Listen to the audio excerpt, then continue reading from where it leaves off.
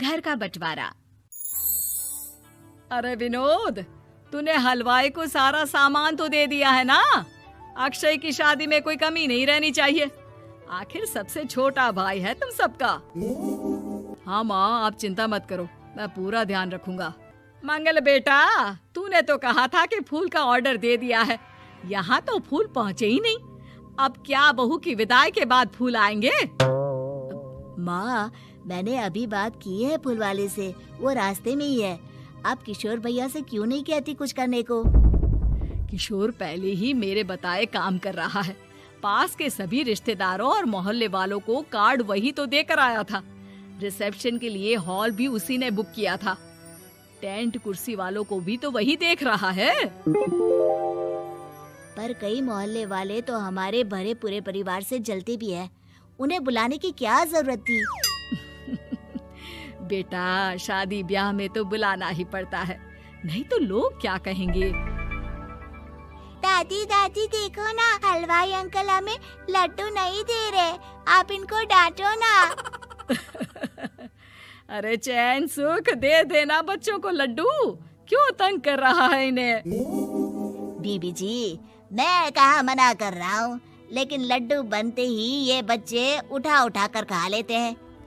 अरे मैं तो इन्हें थाल में रख के परोस भी नहीं पा रहा। भागो, अब कोल्ड ड्रिंक पीने चलते हैं। भागो भागो, अब कोल्ड ड्रिंक पीने चलते हैं। जैसे कि आप देख रहे हैं, आज इस घर के सबसे छोटे बेटे अक्षय की शादी है। घर में बहुत चहल पहल है। कुलभूषण की बीवी कमला को फुर्सत ही नहीं है कामों से, लेकिन कुलभूषण और घर के बाकी लोग कहाँ हैं? आइए देखते हैं। अजी, आप यहाँ आराम से बैठकर गाने सुन रहे हो और घर में अभी तक इतने काम बचे हैं करने को। अरे भाई, मेरे सबसे छोटे बेटे की शादी है, इसके बाद तो मैं अब चिंता मुक्त हो ही जाऊंगा। और फिर घर में तुम हो, बेटे बहुएं हैं, तुम लोगों के होते हुए मैं क्यों काम करूं? मैं तो शान से बेटे की शादी में जाऊंगा तैयार होकर। अरे ठीक है, अब आप आराम ही कीजिए। एक बार अभिषेक की बीवी आ जाए, फिर मैं भी आराम करूंगी और मेरी चारों बहुएं पूरे घर की जिम्मेदारियां संभाल लेगी। इतना कहकर कमला वापस अपने काम में लग जाती है। बेटा भी, तू अब तक तैयार नहीं हुआ? किससे बात कर रहा है फोन पर? तैयार कैसे हूँ? सैलून जाने से तो आपने मना किया है, क्योंकि मुझे हल्दी लग चुकी है। भाभीयों को देखो, सुबह से पार्लर में है। अक्षय की शादी हो जाती है और नंदिता बहू बनकर घर आ जाती है, लेकिन इस घर की खुशियों को मानो किसी की नजर लग गई थी। नंदिता के आने के बाद आए दिन घर की शांति भंग होती रहती। अपने माँ बाप की इकलौती बेटी को इतने बड़े परिवार की जिम्मेदारियां कहाँ संभालनी थी? अभी देखो ना, मेरे हाथों की मेहंदी भी अभी नहीं उतरी है और तुम्हारी मम्मी ने मुझे घर के कामों में लगा दिया। मैंने सोचा था कि घर की सबसे छोटी बहू होने के कारण मुझे सब पलकों पर बिठा के रखेंगे, पर यहाँ तो पलक झपकने की भी फुर्सत नहीं मिलती।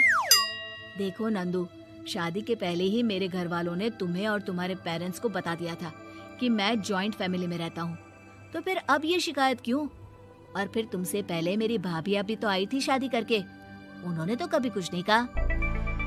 नंदिता तब तो चुप हो जाती है, लेकिन ऐसा बहुत दिनों तक नहीं चलता। अरे नंदिता, माँ बाबूजी की दवाई का टाइम हो गया है, उन्हें दवाई दी आओ और उसके बाद सबके लिए नाश्ता बना देना। पर भाभी, मैं तो अभी अपना फेवरेट सीरियल देख रही हूँ, प्लीज मेरी जगह आप कर लो ना ये काम।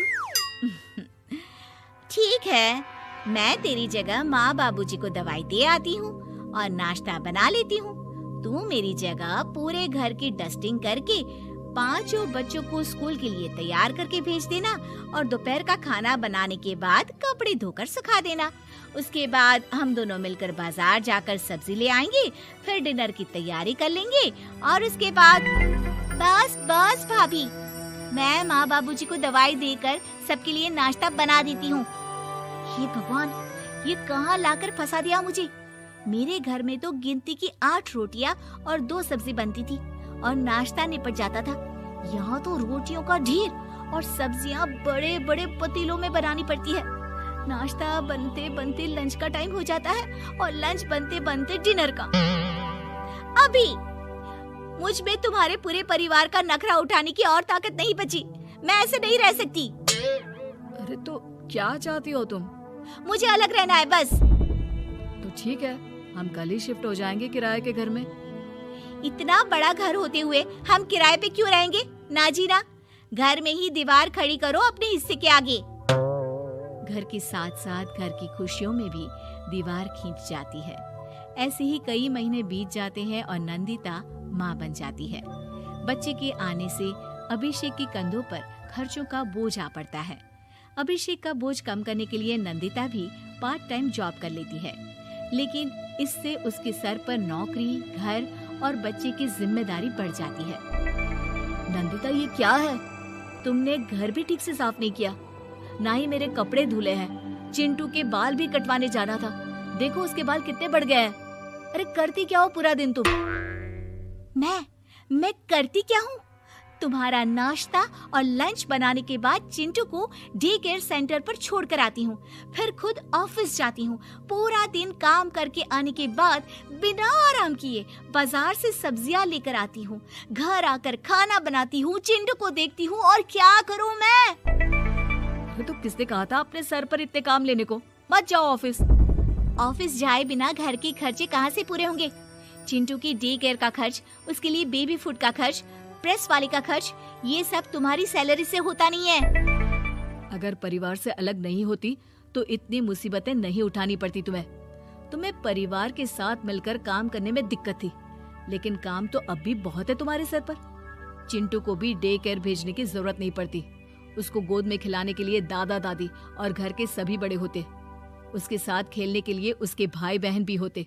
मेरे तीनों बड़े भाइयों के बच्चे भी बड़े हुए हैं, लेकिन बिना महंगा बेबी फूड खाए, क्योंकि मेरी माँ और भाभियाँ बहुत अच्छे से जानती है कि बच्चे को क्या खिलाना चाहिए। बिजली के बिल जैसे खर्चे भी सब मिलकर बांट लेते थे, लेकिन तुम्हें तो सबसे अलग रहने में ही मजा आता है, तो अब शिकायत क्यों करती हो? बस करो अभिषेक, बस करो। मैं मानती हूँ कि मैं गलत थी। मेरे एक गलत फैसले ने हमें बिल्कुल अकेला कर दिया है सबसे। एक घर में होते हुए भी हम बाकी परिवार से अजनबियों की तरह रह रहे हैं। अभिषेक और नंदिता की सारी बातें घर के बाकी लोगों को सुनाई दे रही थी। तभी कमला बोल पड़ती है। अरे नंदिता बहू, किसने कहा कि तुम अकेले हो? तुम्हारा इतना भरा पूरा परिवार है ना तुम्हारे साथ। हम तो बस ये चाहते थे कि तुम अपनी गलती समझ जाओ।